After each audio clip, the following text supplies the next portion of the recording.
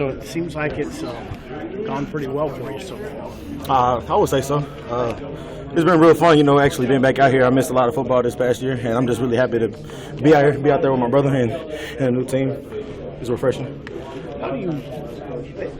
Why do you think Scott talked about you as a leader, having an immediate impact as a leader?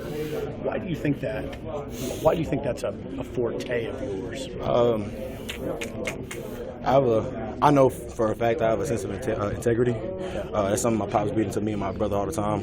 Do what you're supposed to do, no matter who's watching. And I don't really do anything for recognition. I just really go out there and do everything because I'm supposed to do it. And of course, people notice it, and people know what to do, so I guess they follow along. Both Lamar and Mo said you came in and right away you were a great teammate. How did you kind of acclimate yourself to a whole new team and kind of earn their respect by being a good teammate? Well, it's really a family feel here, and when I came here, I really adopted their culture as my own, and we share a lot of the same values. So when I came here, it was a real easy transition. Just really being with the guys in the locker room, we all hit it off from the jump. They really brought me in with open arms, and it wasn't really, any hostility towards me in any way. Everybody just brought me in and just let me get comfortable within the team. What was your first taste of the winter conditioning like? My brother actually warned me about it. Even when I was at Oklahoma State, I asked him about how his time was here. He was like, "Man, we do this thing called a metabolic lift, and I don't care what type of condition you in, what type of strength you have, it's gonna have you gassed." And I was like, "Man, I'm Big 12, but we do this. We run for a living, man. Conditioning ain't nothing." And they didn't warn me. They didn't warn me not to eat. Well, they told me to eat. We have breakfast and it's mandatory. So I went in. I ate me a nice little breakfast. It was real good. And I get there, and halfway through the workout, I was just. I felt it, and I seen other people throwing up. I was like, "Nah, I'm not gonna do that here. I'm not gonna do that here." And right when I got to the locker room, I was sitting down, and everybody looked at me like, "You good, D?" I was like, "Nah." Found the nearest trash can and let it all out. Was it a nice little breakfast? Oh, it was a great breakfast, and it tasted disgusting coming back out.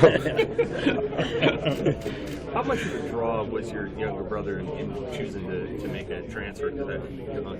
He had a good career at Oklahoma State. Oh, yeah. How much of a draw was it just to play with him? It was.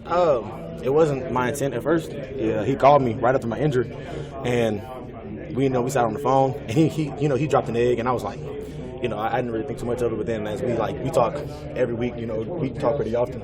So he was just all like, "Man, your senior year I was hurt, bro. So you kind of owe me a year to play." And I was like, "You're right. I never really got that opportunity to fully play with my brother on the field, and I feel like it was the best opportunity for me to take."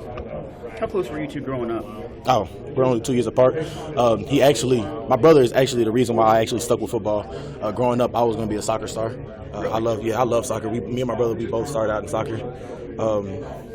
And my brother wanted to do the transition to football. I really wanted to stay in the soccer lane, but I remember my first practice, I was really just getting destroyed. I wasn't as physical. I'm a big teddy bear at the time.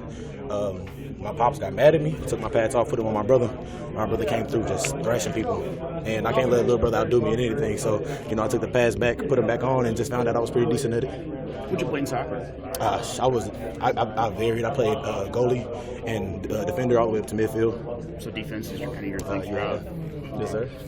Darrion, what was kind of your first impressions of the guys in your room when you first got here, and how have you kind of grown with them through the first few weeks of spring ball? I had a pretty good impression of them when I was at Oklahoma State. My brother would always call me with funny stories to tell. He'd always send me videos of him joking around in the locker room. So when I got here and seeing it firsthand, it was just 10 times funnier knowing all of their personalities. So when I got in, I'm a pretty goofy person myself, I like to believe. So I feel like all of our goofiness together, it just really meshes well together. So it's about on the field. On the field as well. We're goofy on the field, of course, but we all have that attack mentality. So it's we know when it's time to play, and then we also know when it's time to attack. And I feel like getting here, we all like that all matched up. All of our attitudes matched up. So when we're on the field, everybody's one track minded and just really want to get after it. Is this a situation where you could be rotating at nose with your brother? Yes, sir. I believe so. How do you regard that as something unique? I mean, how do you think of that? Yeah, it is pretty unique. I feel like it's an honor to be able to rotate with my brother. You know, this is his team. He was here first, so you know, of course, I'm not really here to take any sign from him. I really just want to play with him. That's all I want to do. So me being able to come here and help mold him and him help mold me, I feel like it's a good honor. Did you enjoy your time at Oklahoma State? Did you enjoy your time at Oklahoma State? I loved it. I feel like Oklahoma State helped mold me into the leader I am and then the person I am.